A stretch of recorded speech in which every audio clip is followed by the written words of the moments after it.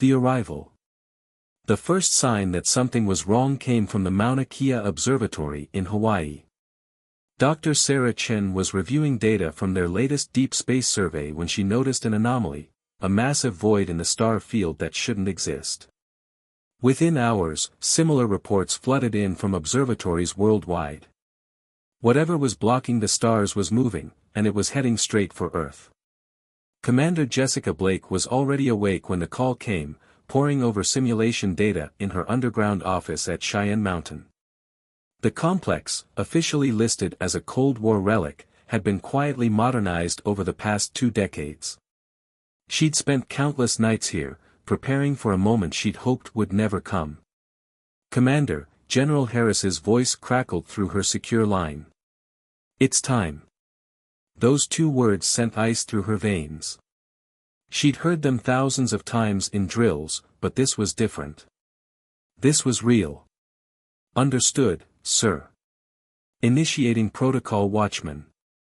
As Blake rushed through the facility's corridors, screens everywhere displayed the same images, massive obsidian shapes descending through Earth's atmosphere. Social media was exploding with footage from every corner of the globe. The ships hung over major cities like dark mountains, their surfaces so black they seemed to swallow light itself.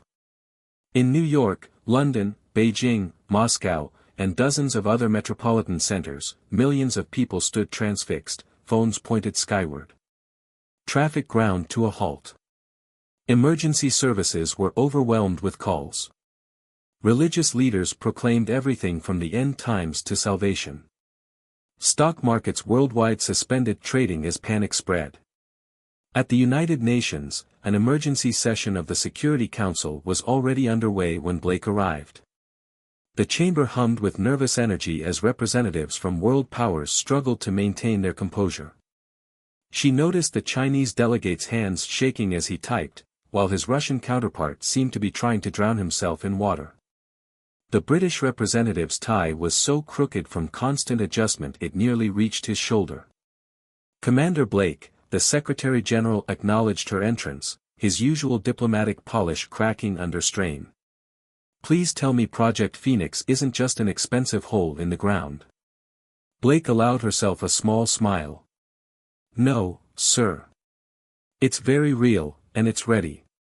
She connected her tablet to the chamber's display system, but before she could continue, every screen in the room flickered and changed. Admiral Vexator's image filled the displays, his 4 eyes blinking in sequence as his mandibles twitched.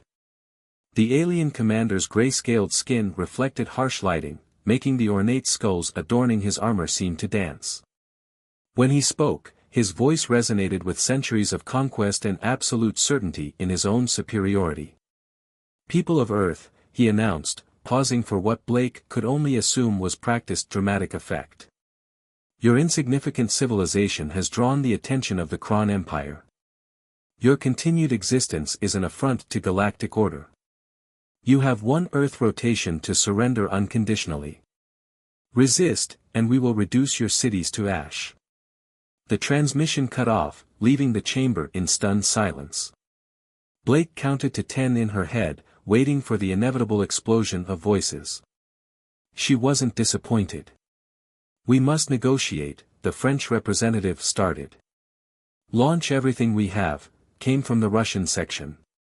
"My government demands," the Indian delegate tried to interject. The Secretary-General's gavel crashed down repeatedly. "Order! Order!" When the chaos subsided, he turned to Blake. "Commander, you said Project Phoenix is ready. What exactly does that mean?"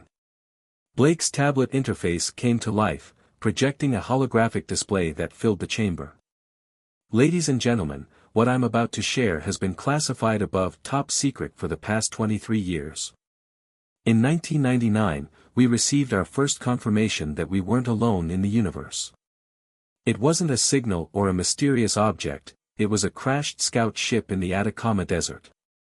The hologram showed detailed scans of an alien vessel, roughly the size of a bus. The pilot was dead, but the ship's database was intact. What we found changed everything. There wasn't just life out there, there were empires, alliances, and most importantly, threats. The Craan Empire was specifically mentioned as one of the most aggressive expanding powers in our sector of the galaxy. She flicked through more images, technical diagrams, weapon designs, and star charts. We learned that Earth was considered a primitive backwater, beneath notice for now but eventually marked for conquest. Instead of announcing this to the world and causing panic, key nations formed a secret coalition. Project Phoenix was born. The German representative leaned forward. "What exactly is Project Phoenix, Commander?" "Preparation," Blake replied, bringing up new schematics. "We've spent 2 decades reverse engineering alien technology and combining it with human innovation. We built a defense fleet in secret facilities under the Antarctic ice and in hollowed-out mountains. We developed weapons specifically designed to counter Craan technology. Everything they think they know about Earth's capabilities is wrong."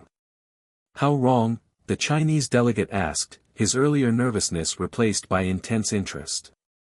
Blake's grin widened. "Remember the Mars colony construction project that was cancelled due to budget issues 5 years ago? Those weren't construction ships we launched. The Craan think we barely have a presence in our own solar system. In reality, we have 3 fully equipped fleets hidden in the asteroid belt, plus defensive installations on Mars, Venus, and several moons of Jupiter." The Secretary-General's eyes widened. "You're saying we can fight back?" "Sir," Blake's expression turned serious, "I'm saying we can win. But we have to act now, while they're still overconfident. Admiral Vexator expects us to either surrender immediately or launch a few token nuclear missiles that their shields will easily deflect. He's not prepared for what we actually have planned." She brought up a tactical display showing Earth and the positions of the Craan ships. "Their fleet formation is designed to intimidate, not to fight. They've positioned themselves perfectly, for us. We have weapons platforms disguised as communications satellites, ground-based installations hidden under what they think are simple military bases, and our own ships ready to launch." "What do you need from us?" the Secretary-General asked. "Authorization to implement Phoenix Protocol Alpha. Once we begin, there's no going back. We'll be revealing everything, and we'll be at war with one of the most powerful empires in the galaxy." The chamber fell silent as the implications sank in. Blake continued, her voice steady. "We don't have much time. Admiral Vexator gave us 1 Earth rotation to surrender. He thinks he's being generous, giving us time to realize how hopeless our situation is. Instead, he's given us exactly what we need, time to mobilize our forces and catch him completely off guard." The Secretary-General looked around the chamber, meeting the eyes of each representative in turn. One by one, they nodded. He turned back to Blake. "Commander, you have your authorization. God help us all." Blake was already sending coded transmissions through her tablet. "God helps those who help themselves, Mr. Secretary-General. And we've been helping ourselves prepare for a very long time." She looked up at the main screen, where one of the Craan ships hung over New York like a massive black dagger. "Now, let's give Admiral Vexator that proper Earth welcome I mentioned." As Blake strode out of the chamber, alerts were already going out through secure channels worldwide. In deep bunkers and hidden bases, soldiers and pilots who had trained for years without knowing the full truth of their mission were being briefed. Weapon systems disguised as ordinary infrastructure hummed to life. And in the asteroid belt, 3 fleets of ships bearing Earth's colors powered up their engines, ready to show the Craan Empire exactly how wrong they were about humanity's capabilities. The next 24 hours would change the course of human history. The only question was whether that change would mark humanity's finest hour or its last stand. Commander Jessica Blake intended to make damn sure it was the former. Project Phoenix revealed. Admiral Vexator stood on his command bridge, mandibles clicking in satisfaction as he watched the primitive broadcasting networks of Earth. Humans were panicking exactly as expected, their leaders scrambling like prey animals before a predator. He had conquered 17 worlds before this, and they all followed the same pattern. Soon, they would surrender, and this backwater planet would become another footnote in the glorious history of the Craan Empire. "Admiral," his sensor officer called out, "we're detecting some unusual energy signatures from the planet's lunar surface." Vexator waved a clawed hand dismissively. "Probably their primitive monitoring stations. Nothing of consequence." "Sir," the officer insisted, "these readings don't match any known human technology profiles. They're growing stronger." Before Vexator could respond, the lunar surface erupted. What his ship's sensors had dismissed as natural craters burst open, revealing massive weapon emplacements. Simultaneously, dozens of satellites around Earth transformed, protective shells falling away to expose advanced weapon systems. In her command center deep beneath Cheyenne Mountain, Commander Jessica Blake watched the first phase of Operation Phoenix unfold. "Status report," she barked. "Lunar defense grid online, all stations reporting ready," came the first response. "Orbital platforms deployed and targeting. Solar side fleet is in position." Blake nodded, her eyes fixed on the tactical display. The Craan ships maintained their intimidation formation, still unaware of the trap they'd sailed into. "Send the message." On every frequency the Craan ships were monitoring, Blake's voice rang out clear and confident. "Admiral Vexator, this is Commander Jessica Blake of the Earth Defense Force. We've received your generous offer of surrender. Allow us to present our counterproposal." The lunar defense grid opened fire.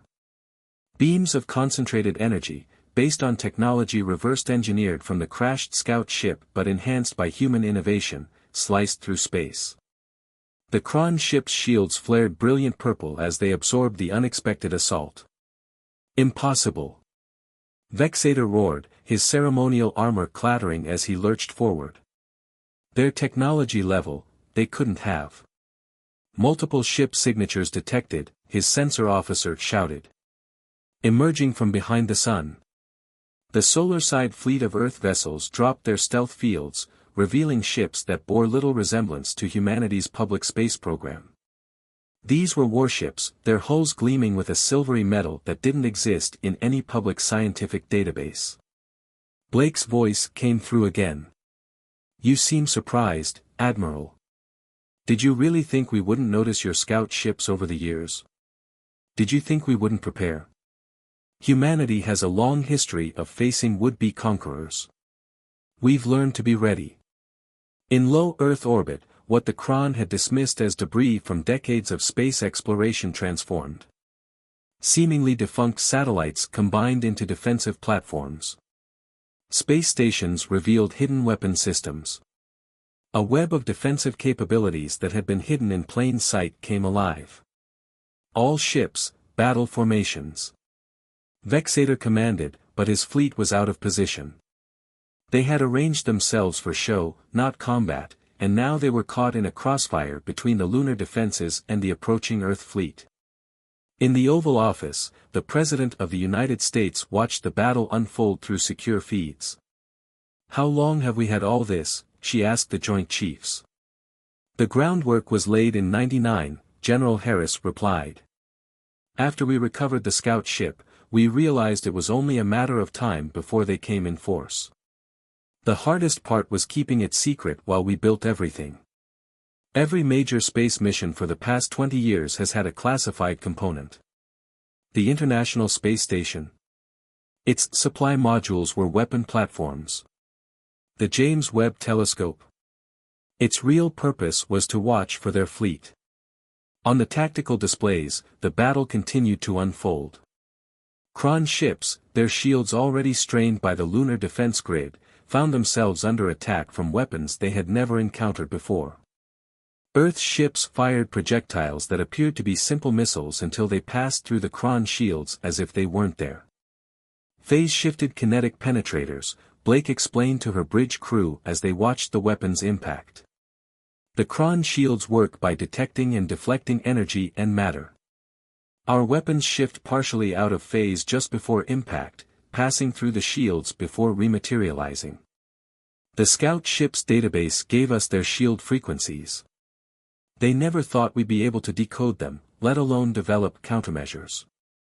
But the Craan Empire hadn't conquered 17 worlds by being easily defeated. As the initial shock wore off, their ships began to respond with devastating force. Energy beams capable of vaporizing cities lashed out at Earth's defenders. Several orbital platforms disappeared in brilliant explosions, and 2 of Earth's ships took direct hits that broke them apart. Second wave, execute. Blake commanded. From the dark side of Mars, another fleet of Earth ships appeared. These were different from the first wave, smaller, faster, more maneuverable. They had been designed specifically to counter Craan combat tactics, based on decades of studying the crashed scout ship's combat logs. Multiple targets, multiple vectors. Vexator's tactical officer shouted as the new ships attacked. They moved in patterns the Craan combat computers couldn't predict, using maneuvers that seemed to defy physics. Quantum drive signatures detected, another officer reported. They've mastered quantum propulsion. Vexator's upper eyes narrowed while his lower ones tracked the battle displays. Impossible. Their energy production capabilities couldn't support. His words were cut off as his flagship shuddered. Earth ships were using short-range quantum jumps to appear literally inside the Craan formation, firing their weapons point-blank before jumping away. It was a tactic the Craan had never encountered, and their formation began to break apart. In the UN Security Council chamber, representatives watched in awe as humanity revealed its true technological capabilities. All this time, the French delegate whispered, while we argued about climate accords and trade agreements. We were preparing for this moment, Blake's voice came through their secure channel. Every major technological breakthrough of the past 2 decades was guided by what we learned. Quantum computing. Developed to crack Craan encryption. Advances in materials science. Reverse engineering their hull metallurgy. The new fusion reactor designs. Scaled-down versions of what powers our ships. But even as Earth's defenders pressed their advantage, the sheer size of the Craan fleet began to tell. For every ship they damaged or disabled, 2 more moved to fill the gap. The lunar defense grid's fire began to slacken as power reserves depleted, and more orbital platforms fell to concentrated Craan fire. Status report. Blake demanded. Lunar grid at 60% capacity and falling. We've lost 38 orbital platforms. First wave fleet reporting heavy damage to 4 ships. Second wave is still effective but running low on phase shift ammunition. Blake's jaw tightened. They had hurt the Craan, hurt them badly, but it might not be enough. She opened a channel to all Earth forces. Initiate Prometheus Protocol. Authorization Blake 77 Delta. New signals began broadcasting from Earth's surface, signals that made the Craan sensors scream warnings. In hidden bunkers around the world, devices that had been gathering energy for 20 years activated. The power grid in major cities flickered as massive amounts of energy were diverted. What are they doing? Vexator demanded as his sensors tried to make sense of the readings. He was about to find out. Humanity had shown its defensive capabilities. Now it was time to reveal its offensive ones. And in the asteroid belt, the third and largest fleet of Earth ships was about to join the battle, carrying weapons that would make the Craan Empire realize exactly how badly they had underestimated their intended conquest. Counterattack. The Prometheus Protocol was humanity's deadliest secret. While Project Phoenix had focused on defense and conventional warfare, Prometheus represented something else entirely, the weaponization of scientific principles that the Craan had never even theorized. As Commander Blake initiated the protocol, massive underground particle accelerators around the world powered up. These weren't research facilities as the public had been told, they were weapons that used principles of quantum entanglement in ways that defied conventional physics. All Prometheus sites report ready, her tactical officer announced. Quantum field generators at maximum capacity. Blake took a deep breath. What they were about to attempt had only been tested in simulations. Begin quantum field expansion. Target the Craan fleet's primary battle group. Around the world, the accelerators fired. But instead of colliding particles for research, they tears holes in the fabric of spacetime itself. The areas around selected Craan ships began to shimmer as local physics went haywire. Admiral Vexator watched in horror as his ships began to behave erratically. "What's happening?" he demanded. "Unknown weapon effect," his science officer reported frantically.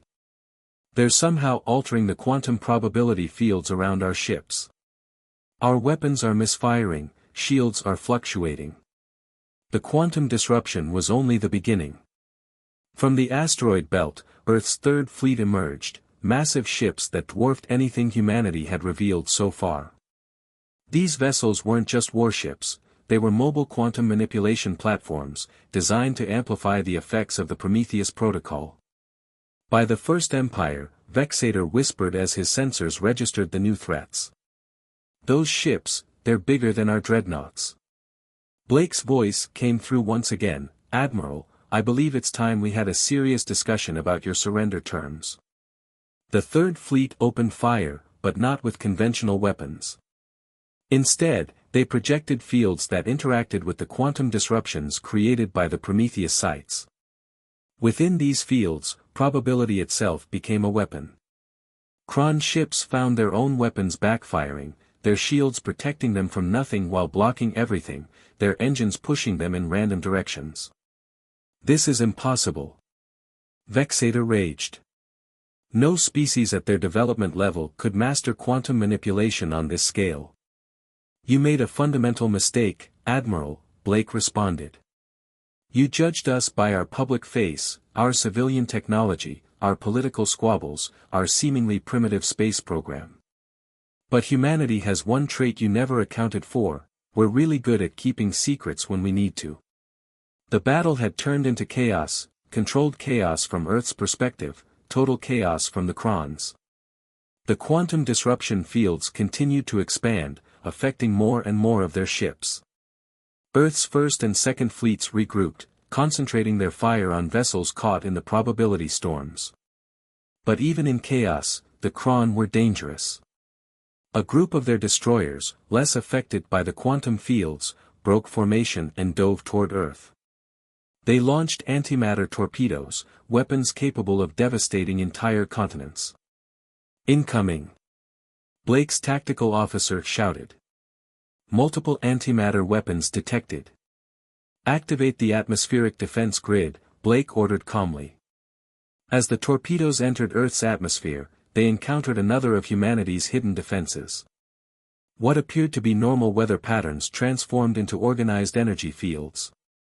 The northern lights shimmered and coalesced into an actual shield, intercepting and safely containing the antimatter explosions. "Weather control technology," Blake explained over the channel to the UN Security Council.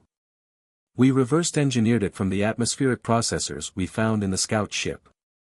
They used it for terraforming.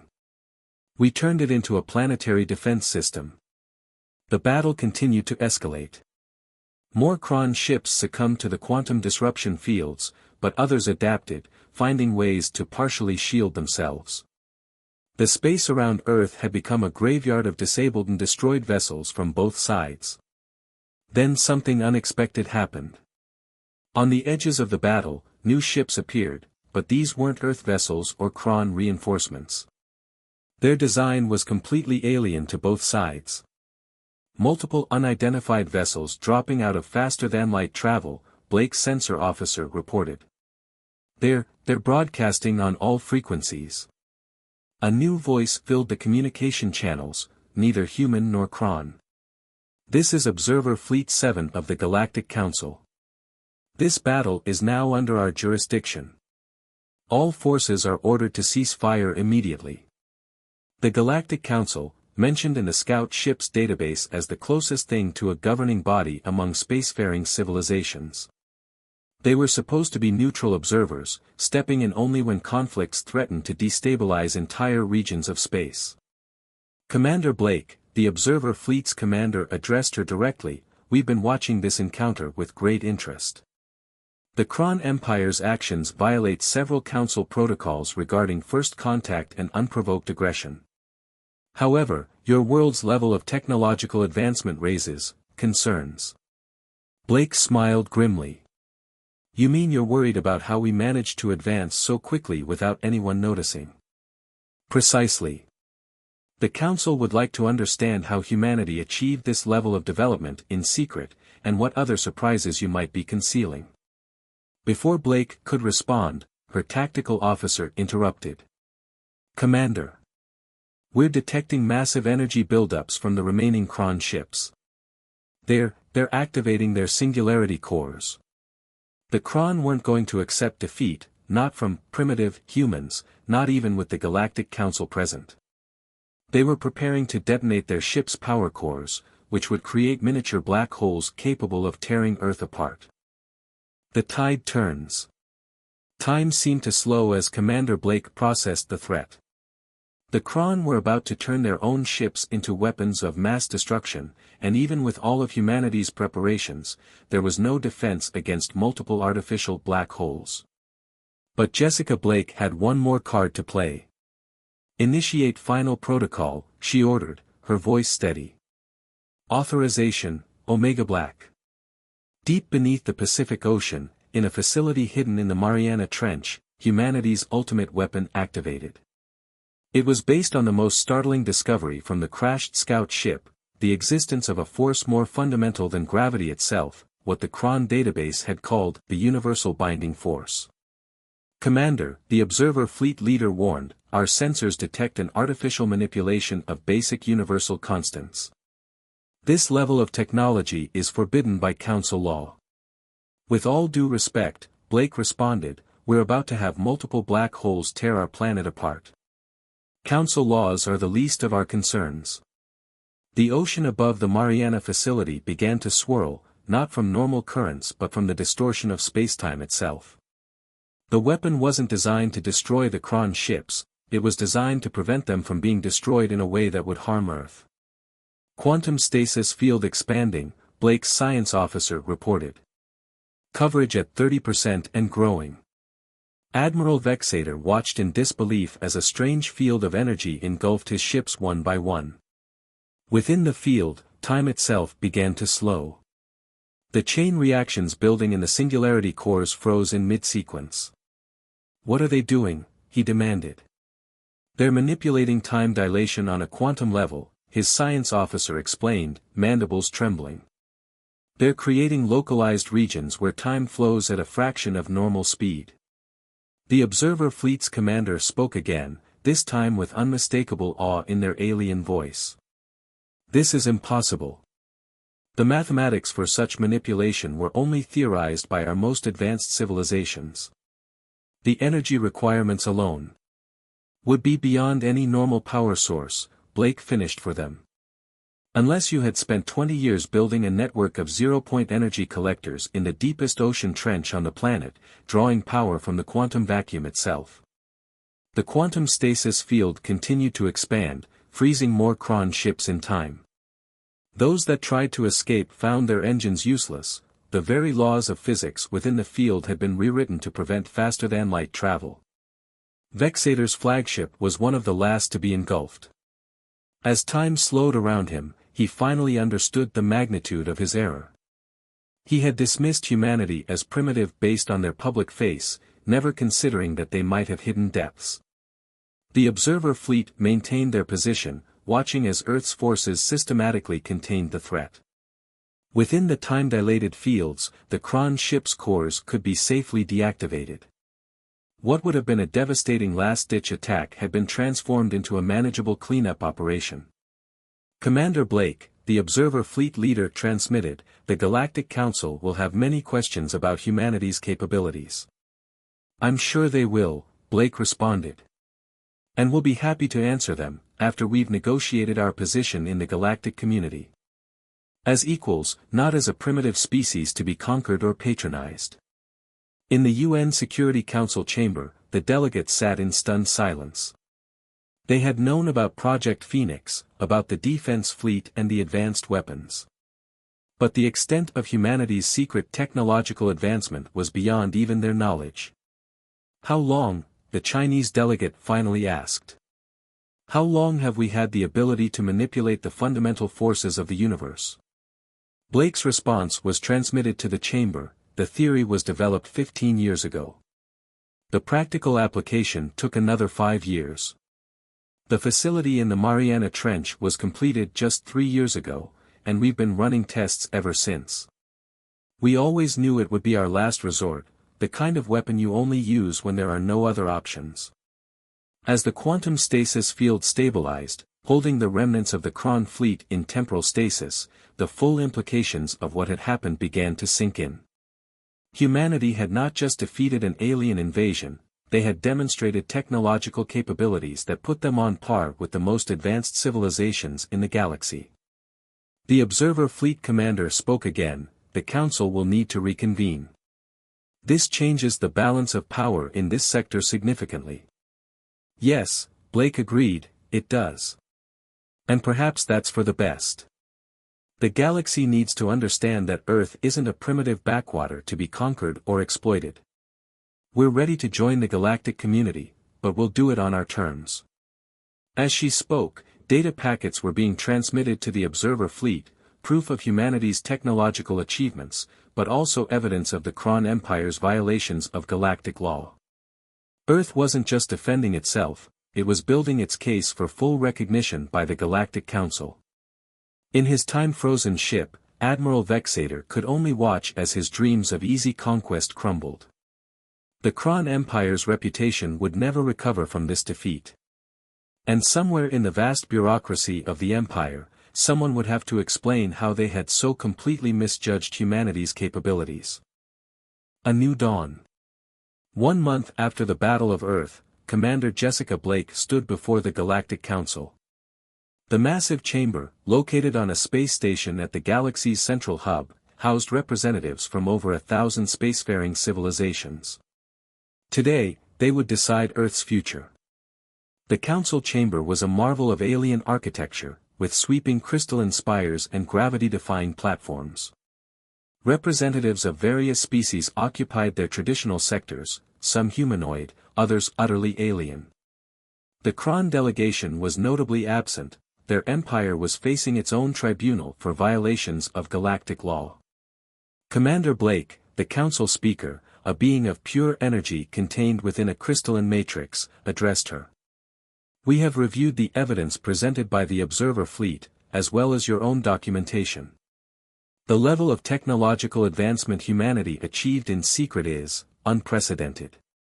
Blake stood straight, her dress uniform pristine. "We did what was necessary for survival. The scout ship we recovered made it clear that our sector of space was dominated by expansionist empires. Rather than announce our discoveries and paint a target on our backs, we chose to prepare in secret. A strategy that proved remarkably effective," another council member noted. This one was a collective consciousness of microscopic organisms that formed a roughly humanoid shape. But it also raises concerns. What other secrets is humanity keeping? Blake smiled.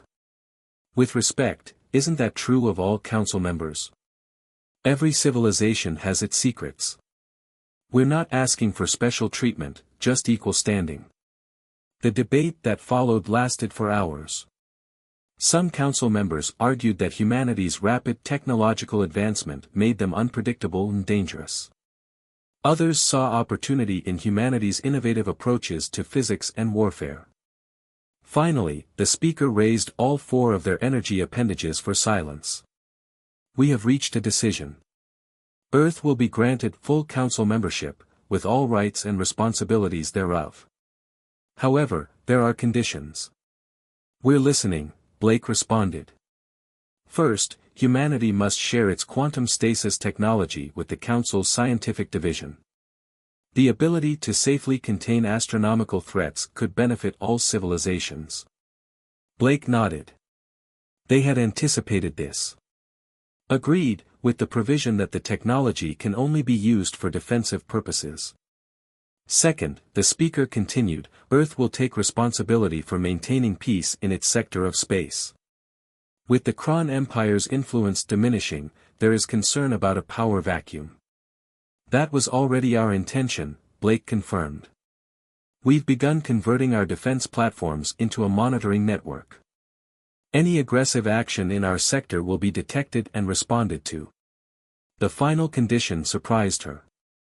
Lastly, humanity will be granted a seat on the Council's Technology Innovation Board. Your species' ability to approach problems from unexpected angles has impressed us. As Blake left the Council chamber, her communicator chirped. It was a priority message from Earth. The quantum entanglement network they'd established allowed instantaneous communication across any distance. Commander, General Harris's hologram appeared before her. How did it go? Better than expected, she replied. We're in. Full membership, with some interesting perks. How are things at home? The public is still adapting to everything. 20 years of secrets coming out at once, it's a lot to process. But the Unity government framework is proceeding on schedule. Having a literal alien invasion to unite against has done wonders for international cooperation. Blake smiled. The new Earth Unity government would replace the patchwork of national space programs and defense initiatives with a single coordinated authority. Project Phoenix was becoming Project Rebirth, transforming humanity's secret defensive preparations into the foundation for a new era of open galactic participation. And our guests, she asked. The Craan ships in temporal stasis have been successfully powered down. Admiral Vexator and his senior staff are in custody, awaiting trial by the Council's Justice Division. The rest of their crews have been offering interesting insights into Craan military technology in exchange for leniency. As Blake's ship departed the Council station, she reflected on how much had changed in just 1 month. Humanity had gone from a seemingly primitive civilization to a rising power in galactic politics.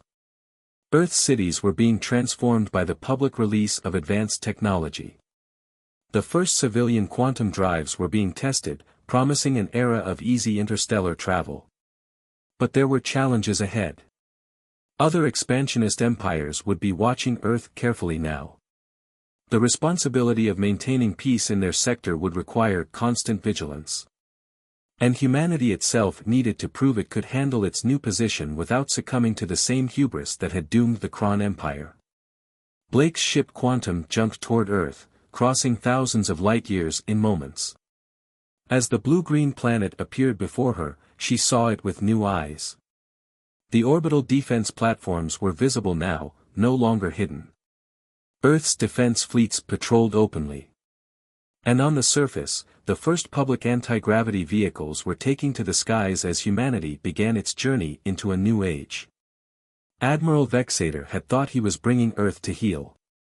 Instead, he had triggered humanity's emergence as a galactic power.